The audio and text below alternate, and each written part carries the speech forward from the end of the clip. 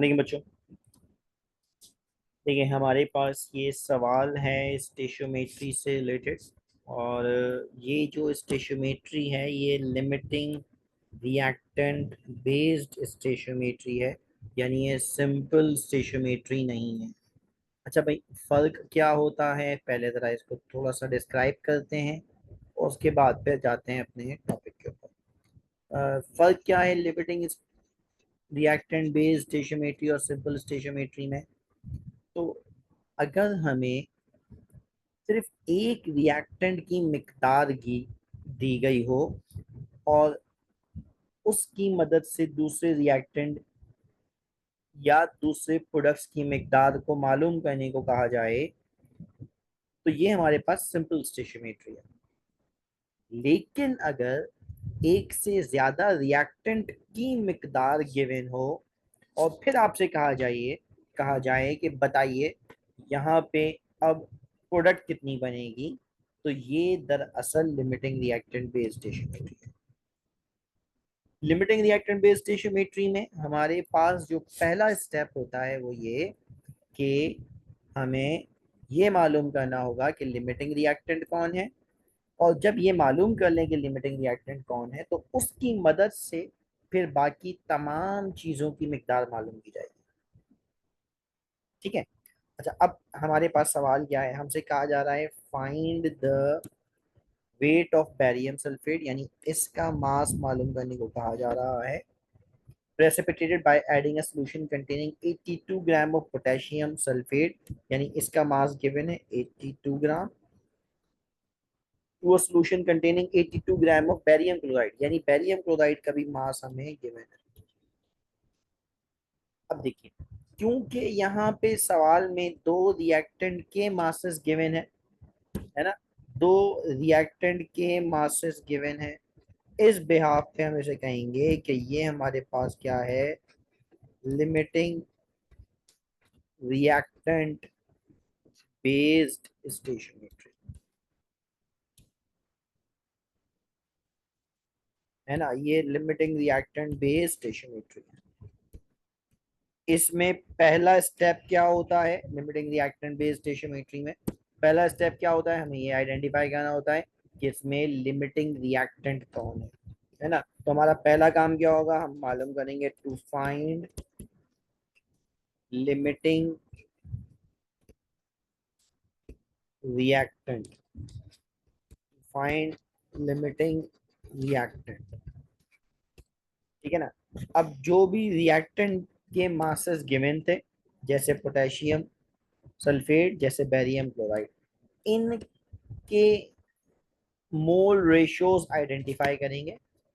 मोल ratios identify करेंगे, that's mass of the first substance divide by mole of the first substance, balance chemical equation into molecular mass. और limiting reactant दरअसल ratio है between the two reactant, तो mass of the second substance divided by mole of the second substance balance chemical equation into molecular mass of the second substance। अब इस ratio में जिसका ratio कम वो limiting reactant होगा। तो देखिए, हमारे पास mass of the first substance क्या है बच्चों, तो 82 ग्राम दिया गया है। मोल कितने हैं, 1। और molecular mass of potassium nitrate, मानो ये बात कर रहे हैं पोटेशियम सल्फेट नॉट नाइट्रेट, और ये बात कर रहे हैं हम बेरियम क्लोराइड के लिए। ठीक है ना।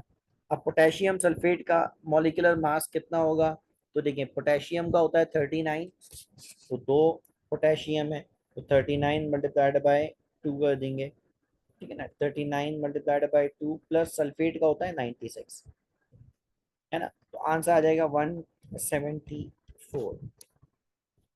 इसी तरह मास ऑफ बेरियम क्लोराइड, तो मास ऑफ बेरियम क्लोराइड कितना है, वो भी 82 ग्राम है। बेरियम का मास कितना होता है, बेरियम का मास होता है 137।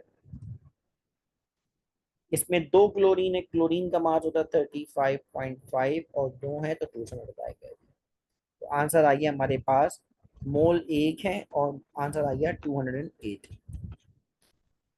अब हमारे पास क्या निकला, 82 डिवाइड बाय 174 और 82 डिवाइड बाय 208।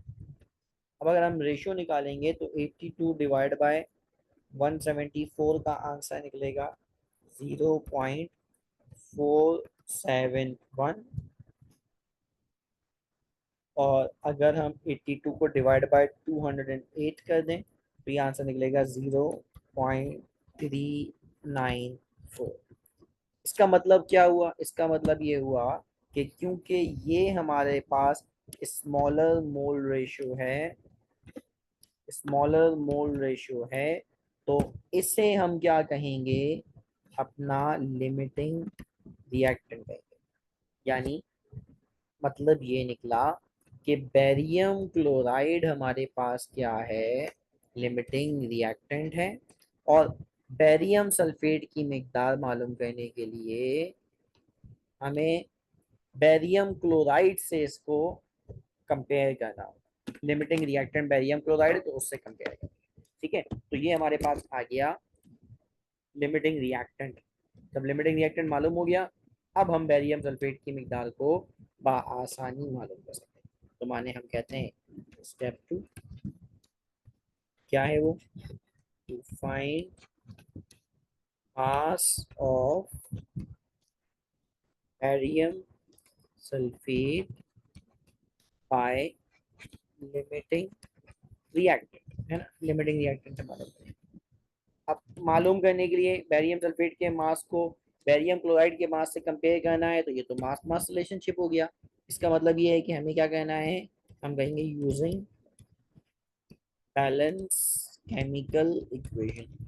उसमें गिवन कौन है हमारे पास? तो हमने बोला 1 मोल बेरियम क्लोराइड। रिक्वायर्ड क्या है? 1 मोल बेरियम सल्फेट, है ना?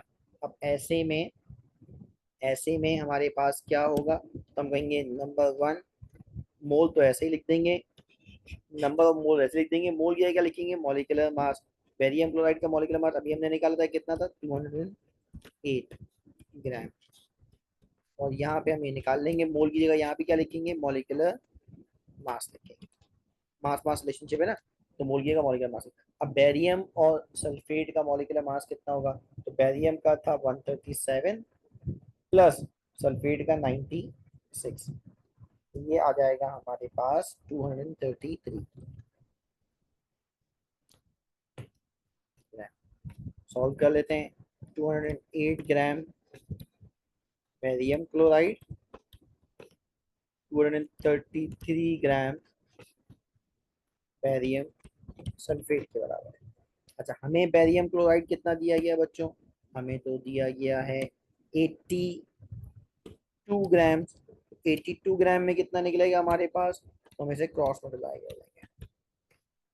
233 multiplied by 82 divide by 208 gram barium sulphate.